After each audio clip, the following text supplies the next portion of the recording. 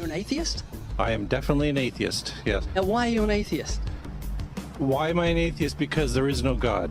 Atheism assumes that you can disprove the existence of a God. Agnostic is a more correct term, but I'm an atheist. Are you an atheist? Yeah. I am an atheist, yeah. I am, yes. I am. So you're not an atheist? No. So you're leaning that way because of evolution? Yeah. I don't believe in there's a guy in the sky that lives in the sky. You believe in evolution? Of course I do, yes. Live science says of Darwinian evolution, it can turn dinosaurs into birds, apes into humans, and amphibious mammals into whales. What Darwin showed in his work on evolution and natural selection is that we don't need to invoke any supernatural force or power to account for the development of life through time on Earth. The ongoing processes that are observable in today's world. Do you think it's a belief? I think it's just fact. I think more like facts. There is too much evidence to ignore. Do you think it's a belief? No, it's science. It's the way it happened. It's logical. You know, all the scientists pretty much agree with it. It's more of a fact. When did you start to believe? When I started to think for myself. When did you start believing? When I took my first biology class. It all started to make a lot of sense. The teacher made it very, very easy to understand. I generally trust the scientific community. Makes more sense than any religion or anything. The fossils they found of all the cavemen, the Homo sapiens, the dinosaurs, it shows clear evidence. I believe in science. What's your major here at this university? Biology. Your biology major? Yeah. You believe in evolution? Yes. What's your major? Geology. Chemistry? Biochemistry. Environmental science and policy. I'm a physicist. Biochemistry. Okay, do you believe in evolution? Yes, I do. Do you believe in evolution? Yes, I do. Of course. Yes, I do. I do believe in evolution. You believe in evolution? Yes. Are you a strong believer? Yes. Are you a strong believer? Yep. Yes. Yes. Absolutely. A scientific method is based on the collection of data through observation and experimentation. Science Daily. Could you give me some observable evidence that evolution is true? Something I don't have to receive by faith. Yeah. Some observable evidence. I mean, take a look at what happened 65 million years ago. Hang on, I can't. That's 65 million years ago. I believe, millions of years. So that can't be observed. We can trace the evolution through the fossil record. Could you be specific? Just give me one. Between 6 and 7 million years ago. Hundreds of thousands to millions of years? So it's quite a long time. Yes. Millions of years. Yes. So it can't be observed. Evolution is not testable over time. We are condemned to live only for a few decades, and that's too slow, too small a time scale to see evolution going on. Richard Dawkins. We see nothing of these slow changes in progress until the hand of time has marked the lapse of ages. Charles Darwin. You've got the canine kind, the coyote, and the domestic dog, and there's the feline kind, which is the cats, the tiger and the kitten, and you've got humankind. So Darwin said there'd be a change of kinds over many years. So could you give me one example of observable evidence of a change of kinds? So, for instance, the fossil record shows the common ancestors of all carnivores, that cats and dogs were once linked, once united by a common ancestor. How long ago? This, I believe, was like 60 million years ago. I don't want something I have to accept by faith. I want it to be observable. Observable evidence. Well, I mean, if you're just asking me here on the street, there's not really much I can tell you in terms of observable evidence. Like, we would have to really examine existing data to draw conclusions of our own.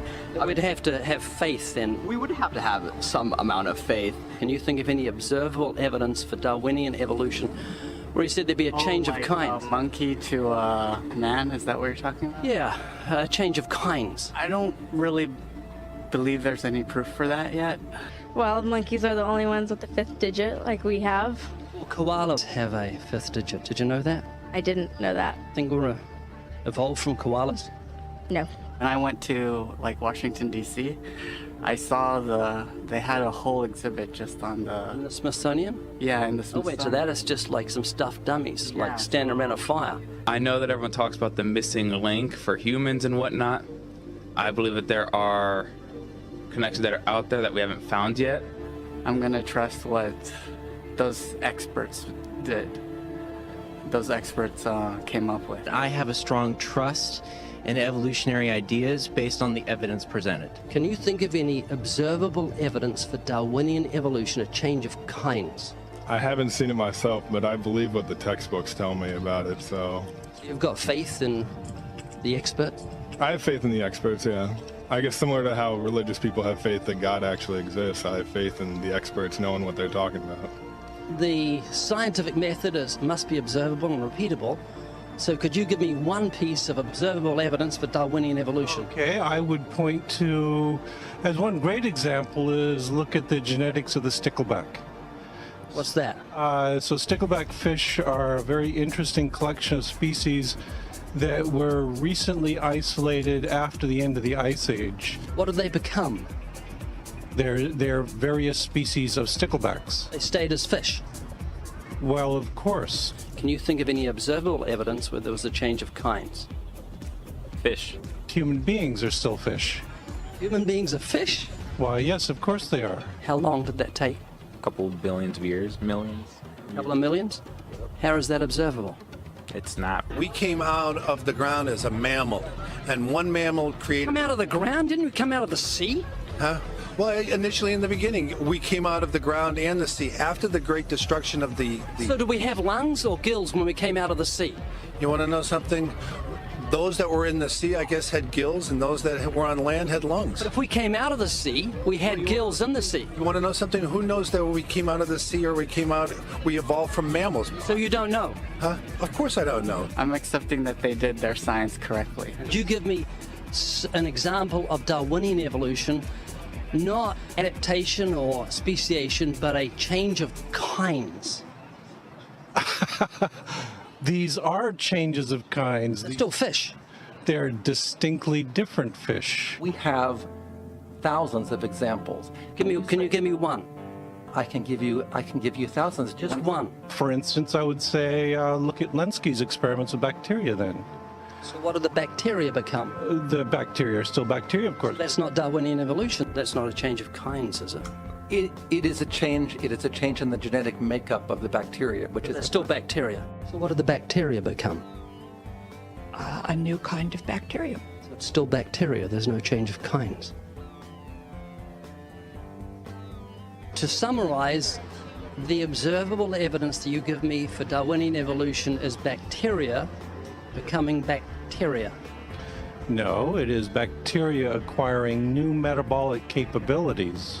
You said before that there is lots of evidence for evolution. I just want one observable evidence for Darwinian evolution. No, just one. But I gave you some. You don't want... Not some, I want one. Wait, you don't want that. I want one.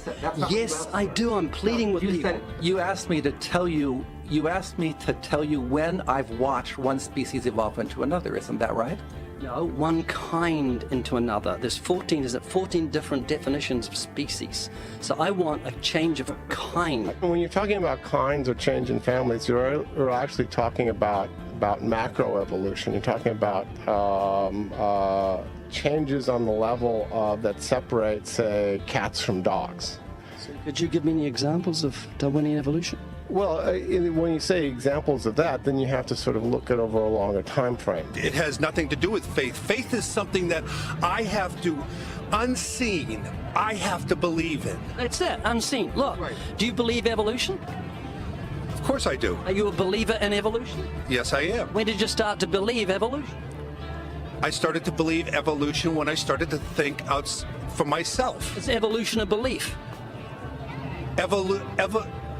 Well, you know something? Evolution is a thought process. Is coming to terms and checking out all the alternatives, like taking a look at the religion, man-made religions. Let me ask you again: is evolution a belief?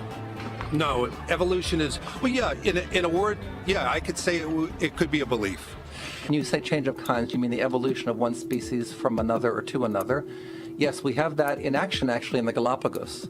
Could you give me one instance? Yes, we have an example from a group of birds called Darwin's finches. You take a look at the difference between the finches on the islands that all started out. I mean, that's very, very observable. That's not Darwinian evolution. There's been no change of kinds. What did the finches become? They become genetically new and anatomically new, recognizably different species. So they're still finches?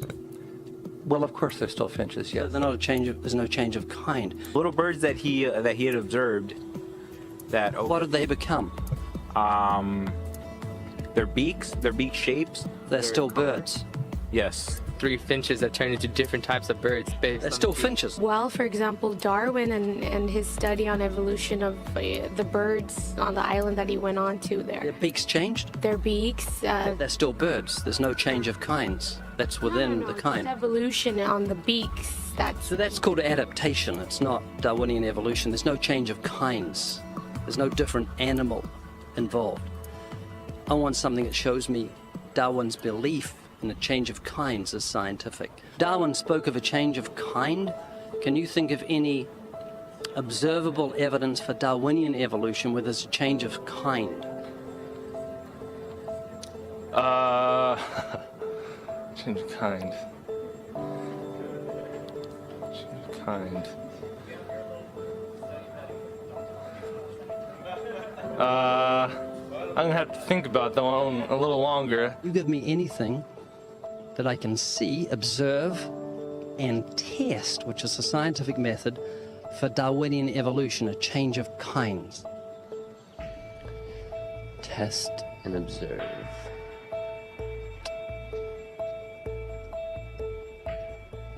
Could you give me observable evidence, which is the scientific method for Darwinian evolution, a change of kinds?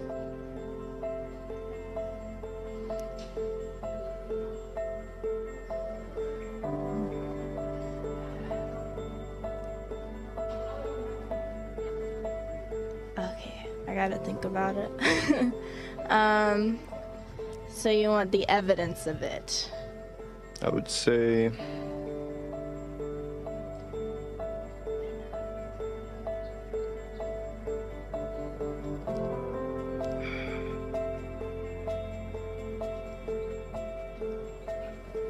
I cannot, I think.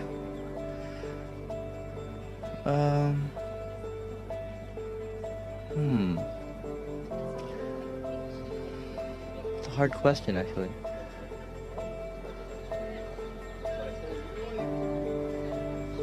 Mitochondrial DNA.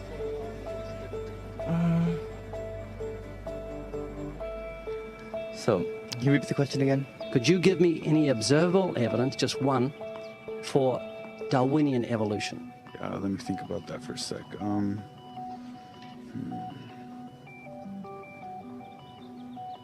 Observable evidence, something where we don't have to exercise faith. Something that can be observed, like the scientific process, observable. That's a good question. That one I'm not quite sure. So you can't think of any observable evidence for evolution? No. How do you know it's true?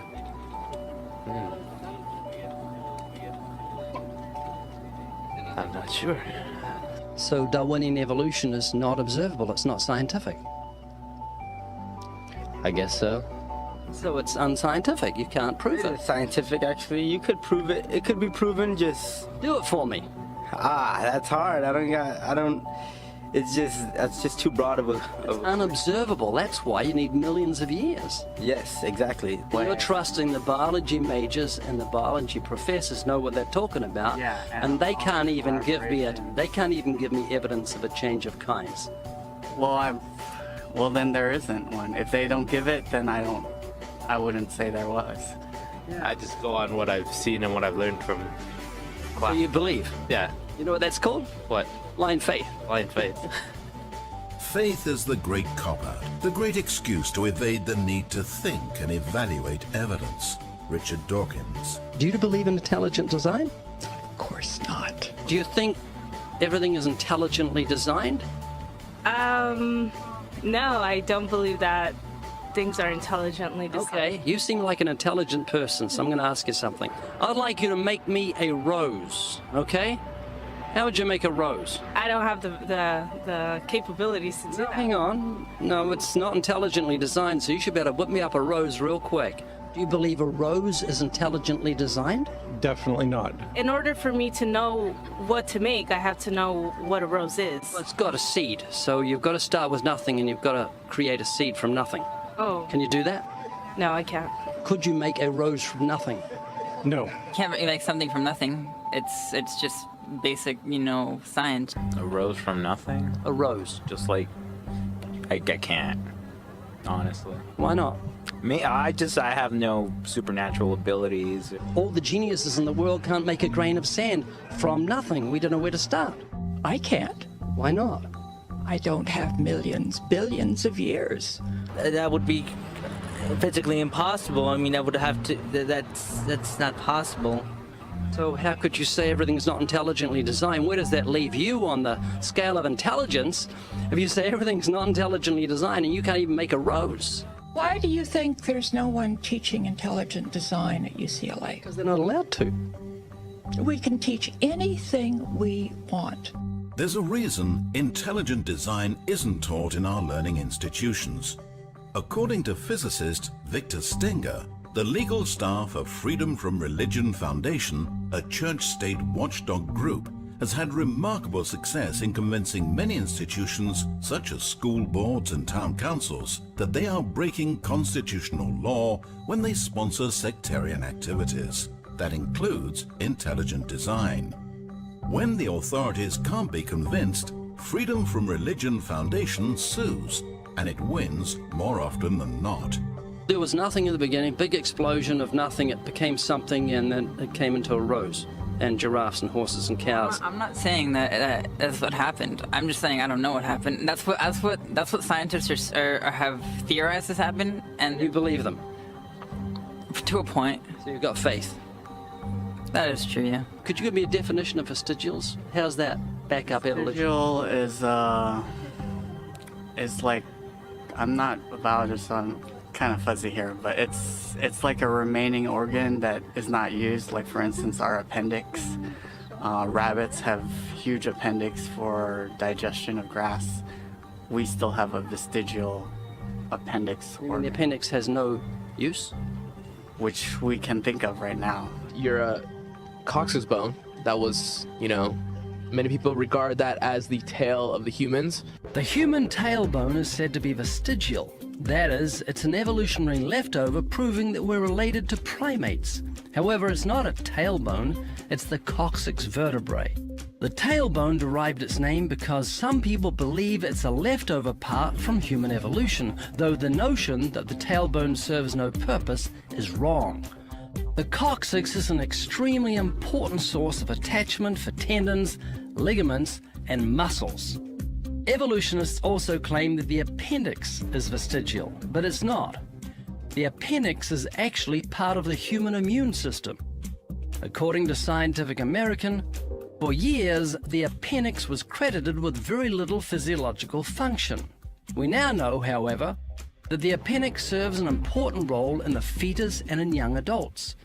Among adult humans, the appendix is now thought to be involved primarily in the immune functions.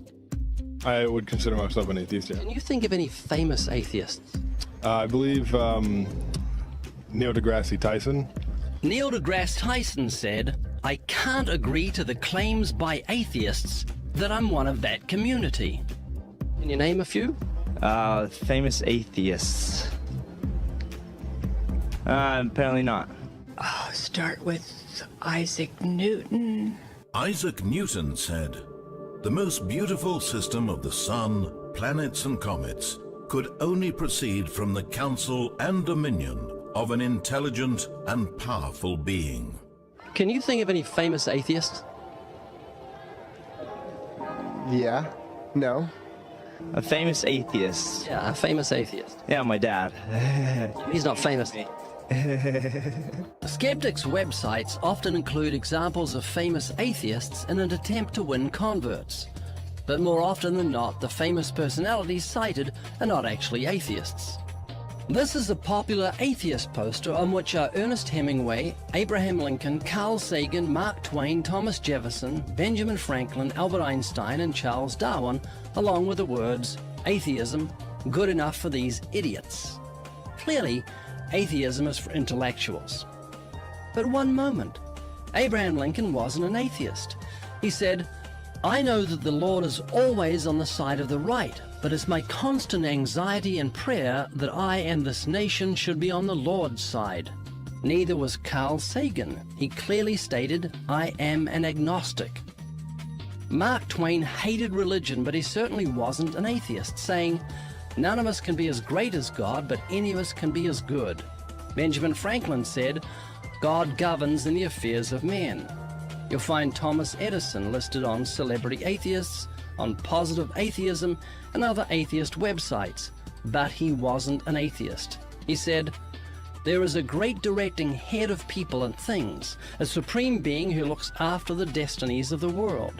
Thomas Jefferson said, "Say nothing of my religion. It is known to myself and my God alone."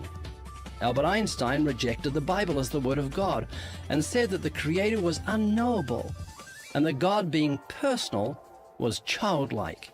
He lamented, "In view of such harmony in the cosmos, which I, with my limited human understanding, am able to recognize, there are yet people who say there is no God. Well, what really makes me angry is that they quote me to support such views." He categorically said, "I am not an atheist," and when referring to those who deny the Creator, he used the term fanatical atheists. Charles Darwin said, "I have never been an atheist." So out of the 8 famous men on the poster, there is only one who was an atheist, Ernest Hemingway. According to his biographer, back in 1961, Hemingway, quote, pushed 2 shells into the 12-gauge Boss shotgun, put the end of the barrel into his mouth, pulled the trigger, and blew out his brains. There's your poster boy when it comes to atheism. Keep in mind that even though some of these men claim to believe in God, it doesn't necessarily mean that they're believers in the one true Creator revealed in the Scriptures, or that they're genuine Christians. However, when atheists use theists or agnostics to promote their godless agenda, they're being dishonest. Then again, coming from those who claim that morality is relative to each person, convenient dishonesty should not be a surprise. Do you believe in moral absolutes? No, I do not. Is rape wrong? Rape is wrong in our culture, yes. And it is rape always wrong? It depends on your beginnings. If you say that you have a respect for other human beings, then yes, rape is always wrong. So there are moral absolutes. Is rape absolutely wrong? In my opinion, it is. Who makes the rules? We do. So if Hitler made the rules and he had the majority... If Hitler made the rules, yes, we would be living in a society that Hitler would consider moral, but which I would not consider moral. Did Hitler put into practice survival of the fittest? No. What was he doing then? He was murdering people. That's survival of the fittest. That's not survival of the fittest. It is. It's the lion eating the antelope. No, there's much more to evolution than just this kind of crude kill and be killed model that you have in your head. I have seen a quote from Richard Dawkins saying, "Evolution in its rawest is incredibly cruel." It is. Yes. That was Hitler putting evolution into practice. That does not mean it was moral. Nobody was immoral. Nobody's claiming that evolution is a moral process. Evolution is a very harsh and cruel process. Do you believe in evolution? Yes, I do. You have a dog? Yes. Love your dog? I do love my dog. Yes, I do. I love animals. Okay. Well, your pet dog and your rotten neighbor are drowning. You'd only save one of them. Who would you save? That is a tough one. You only save one? Why are you hesitating? I think I would save my dog. I don't know why I'm really hesitating. Because I don't know. I feel like people would see me as a bad person if I said the dog. I'll save my dog. So, is your neighbor not worth saving? Well, he's not worth saving more than my dog is. I'd go with the dog. I mean, you would want to save the animals. So I would want to save my dog. Well, we're animals. I believe we're all equal. I don't think humans have like a higher like place. So you think dogs are more valuable than human beings? Do you believe in evolution? Yes, I do. So it's just a matter of survival of the fittest. Your neighbor's a primate, and you've got a canine, and you like the canine more than you like the primate. Would that be right? Pretty much, yeah. I mean, it's survival of the fittest. I mean, survival of the fittest? Yeah, pretty much. You said you believe in evolution. Mm-hmm. So it's just a matter of survival of the fittest. Yeah. If he drowns. Big deal. Yeah. Oh, yeah, that is true. Are you an atheist? Yeah. Any fetus is less human than an adult pig. Richard Dawkins. So you don't know the problem with those who are unable to see evolution, I think, is they don't have imaginations. Anatomical clues to human evolution from fish. Human beings are still fish. Human ears evolved from ancient fish gills. We came out of the ground as a mammal. Heavier dinosaur arms led evolution to birds. Do you think we're related to pigs? Do you think we've got a common ancestor in pigs? Yes. Proof that fearsome T-Rex evolved into a chicken. Do you think you're a primate? Yes, I am. Are you a talking primate? I am. Are you a cousin of bananas? Why, yes. When whales walked the land. I'm accepting that they did their science correctly. I generally trust the scientific community. I'm gonna trust what those experts did. Those experts came up with. Darwinian evolution rests on faith, and once again, according to Richard Dawkins, faith is the great cop-out, the great excuse to evade the need to think and evaluate evidence. Darwinian evolution requires great faith.